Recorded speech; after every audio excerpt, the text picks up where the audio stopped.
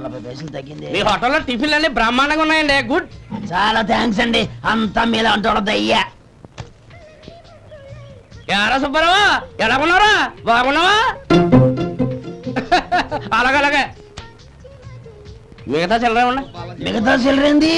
మిగతా చిల్లరేంది అంటారండి అండి. 100 ఇచ్చారు కదా, మిగతా చిల్లర ఉన్నా. ఏంది జోకులు ఎత్తన్నావా? నీతో జోకులు ఇవ్వాల్సిన అవసరం నాకేంటయ్యా? నువ్వేమన్నా నా బామ్మర్దివా, బంధువా?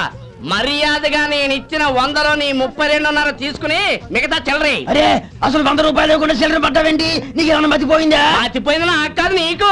ఏమండి విన్నారా? ఏమండి, నా బిల్లు 32.5 అయింది. నేను 100 ఇచ్చాను. బిల్లు 32.5 తీసుకుని మిగతా చెల్లిమంటే అసలు నేను 100 ఇవ్వాలంటే ఎందుకయ్యా అబద్ధాలు ఆడతా? ఇచ్చే ఉద్యానంటే ఒక బసరైపోద్ది. వచ్చారంటే పెద్ద పెద్దరాడి తీర్పు చెప్పడానికి ముందు నువ్వు బిల్లు కట్టు.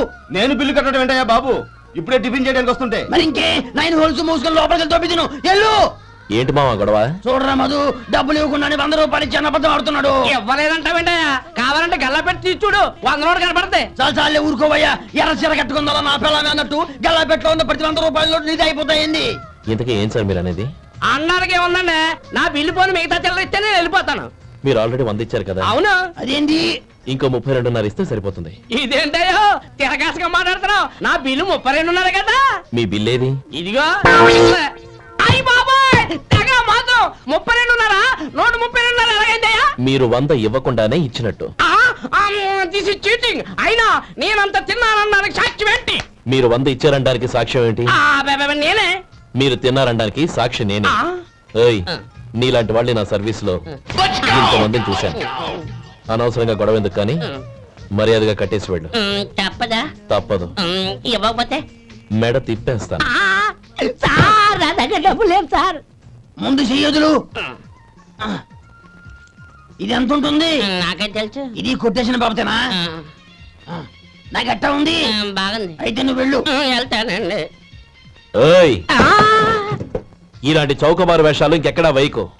కాళ్ళు చేతులు తీసేస్తారు. అలాగేనండి. ఒరే సొంటి, మధుకి వచ్చే నెల నుంచి నెలకి జీతం 100 రూపాయలు పెంచా.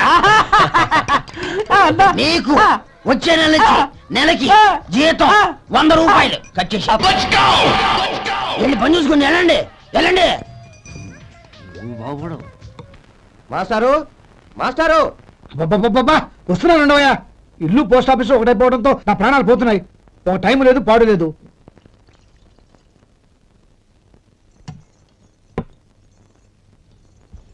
ఏమండి, సాయంత్రం అమ్మాయిని చూసుకోవడానికి పెళ్లివారు వస్తున్నారు. అయితే మర్చిపోతారేమోనని. ఎందుకు మర్చిపోతాను? ఇది 36వ సంబంధం. వాళ్ళందరికీ నచ్చంది వీళ్ళకి మాత్రం నచ్చుతుందా? మర్చిపోతాను. ఏంటో కంగారు? వస్తున్నాను కదా. ఏం కావాలి? 2 ఇంగ్లాండ్ కవర్లు 2 కార్డులు రండి.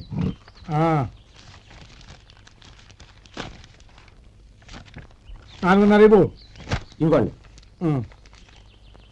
ఇదిగో.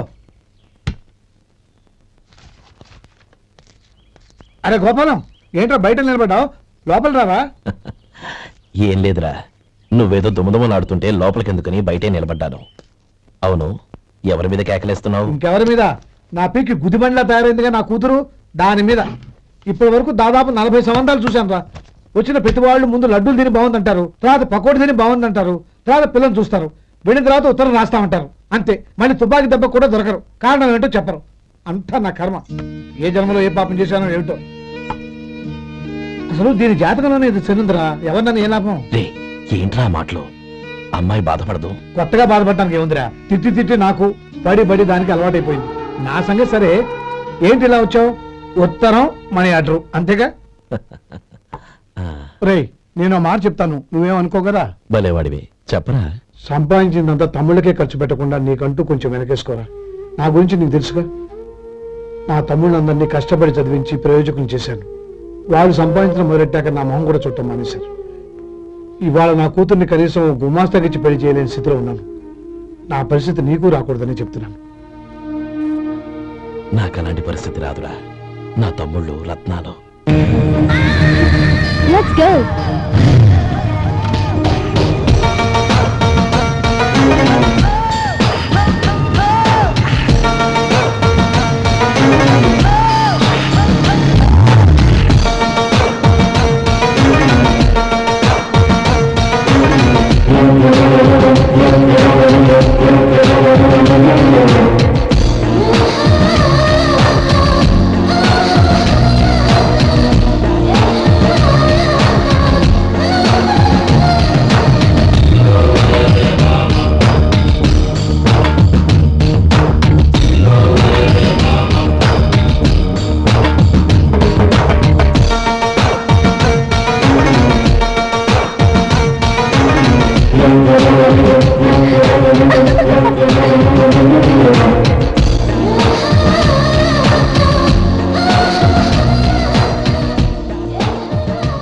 మీలో శేఖర్ ఎవరండి? నేనే. ఏ మీకు మనీ ఆర్డర్ వచ్చింది, ఇక్కడ సంతకం పెట్టండి. ఉమ్. రే మధు, అరే శంకరం బాబాయ్ మీరా? ఆ. రే ఓ స్పెషల్ టీవీ రండి కూర్చొని మాట్లాడుకుందాం. అలాగే. ఏంటి ఇలా వచ్చారు? ఏం లేదురా, ఆ. పట్టణం నుంచి పెద్దోళ్ళు ఎవరో వచ్చారు. మన ఊళ్ళో ఏదో ఫ్యాక్టరీ పెట్టబోతున్నారంట. తోట బంగ్లాలో దిగారు. సరే. వాళ్ళకి ఒక డ్రైవర్ కావాలంట, అందుకోసం వచ్చాను. ఉహు. అవును, అంతకుముందు నువ్వు మోటార్ ఫీల్డ్ లో పనిచేసావు కదా, నీకు తెలిసిన డ్రైవర్ ఎవరైనా ఉన్నారా? జీతం ఎంత ఇస్తారు బాబాయ్? 2000 దాకా ఇస్తారు. అయితే ఎవరో ఎందుకు, నేనే వస్తాను. ఏంటి, నీకు డ్రైవింగ్ కూడా వచ్చా? మన గ్రాండ్ పేరెంట్ ఏముంది బాబాయ్, తీసుకోండి. జనార్దన్ సార్, మనం కట్టబోయే ఫ్యాక్టరీ సైట్ చూడటానికి ఇంజనీర్లు వస్తున్నారు కదా సార్. స్టేషన్ కారు పంపించడం మర్చిపోకు. అలాగే సార్. శంకరం ఎవరో కొత్త డ్రైవర్ వస్తాడని చెప్పాడు, అతని కోసమే చూస్తున్నాను. ఒకవేళ రాకపోతే నేనే వెళ్ళి తీసుకొస్తాను. గుడ్. ఎవరో చూడు. Okay sir. సార్ నమస్కారం సార్.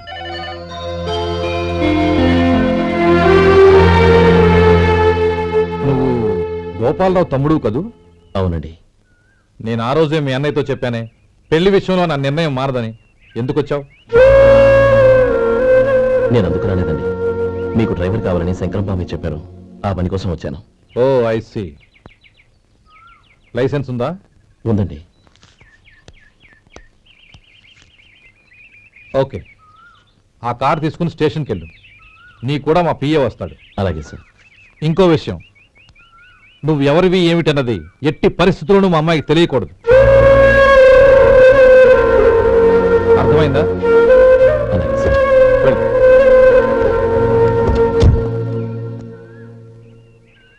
వీడు మాట మీద నిలబడతాడంటావా? కోట్లు ఇచ్చిన మాట తప్పని వంశం అండి వాళ్ళది.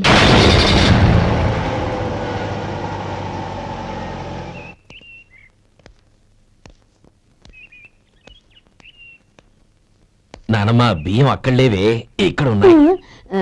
ఆ మాత్రం నాకు తెలీదా? కింద పడ్డ బియ్యాన్ని ఏరుతున్నాలే. అవును, పొద్దెక్కింది, మీకు భోజనాలు వడ్డించమంటారా? సుబ్బారావు గారి దారిలో కనిపించారు నానమ్మ, ఆయన భోజనానికి పిలిచాను. ఆయన వచ్చాక అందరం కలిసి భోజనం చేస్తాం. అలాగేలే. అమ్మా, ఆ, రండి బాబు రండి, మీకోసమే ఎదురు చూస్తున్నాను. ఏమిటి బాబు ఆలోచిస్తున్నారు? ఇది మీ సొంత ఇల్లు అనుకోండి. రండి బాబు రండి రండి. అదేంటమ్మా అడుక్కునే లోపల తీసుకొచ్చావు? ఎవరు అడుక్కునేవాడు? ఆయన మన అతిథి.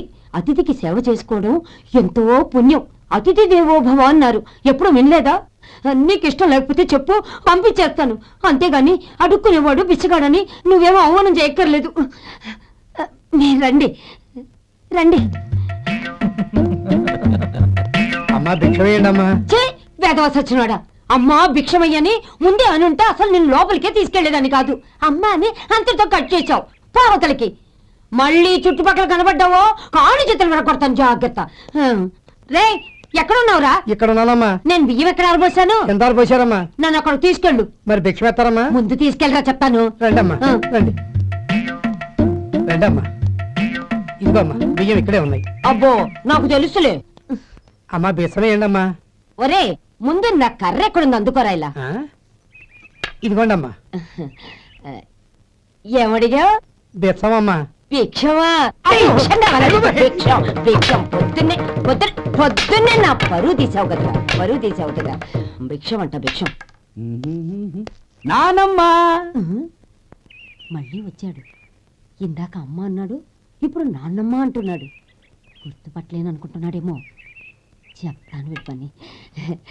ఒరే ఇలా రారా. ఏంటి నానమ్మా? దగ్గరికి వచ్చావా? వేదవ సచ్చినోడా? దొంగ వేదవ. ఒక్కసారి మోసం చేసిన చాలు. గొంతు మార్చి నాన్నమ్మ అనుకున్నాడు, మళ్ళీ మోసం చేస్తావా? ఎలా? నేను గుర్తుపట్టలేదనుకున్నావా? మళ్ళీ ఇటు పక్క వచ్చావా? కాళ్ళు విరగ్గొడతాను, జాగ్రత్త. నానమ్మ వాడు ఎవడనుకుంటున్నావు? మన సొంటిగాడు. నాకు తెలియదేంటి, వాడు చేసిన ఏదో పనికి కొట్టక ముద్దెట్టుకుంటారా? లే గోపి, ఎందుకైనా మంచిది నువ్వు ఇక్కడే ఉండు. ఆ సుబ్బారావు గారు వచ్చినా ఇదే సన్మానం చేయగలదు. అలాగే అన్నయ్య.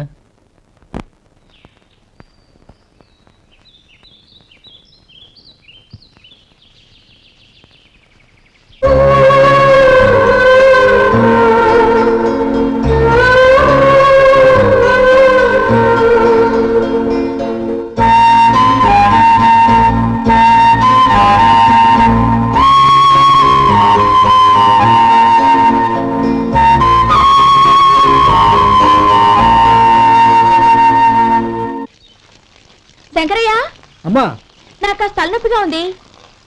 వంట ఆవిడకి చెప్పి స్ట్రాంగ్ గా ఒక కాఫీ పంపించు. అలాగేనమ్మా.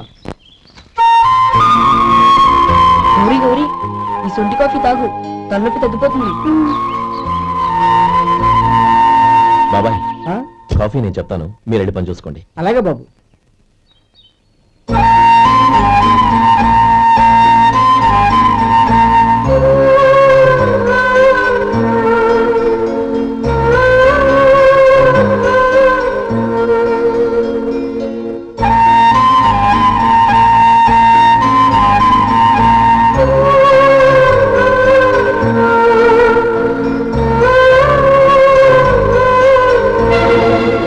ఏయ్, ఎవరు నువ్వు? నేను కొత్తగా వచ్చిన డ్రైవర్ని. మీరు కాఫీ కావాలన్నారంట, తీసుకొచ్చాను. బుద్ధి జ్ఞానం లేదు. లోపలికి వచ్చేటప్పుడు తలుపు కొట్టి రావాలని తెలీదు. క్షమించండి, పొరపాటు అయిపోయింది. సరే సరే, అక్కడ పెట్టేళ్ళు.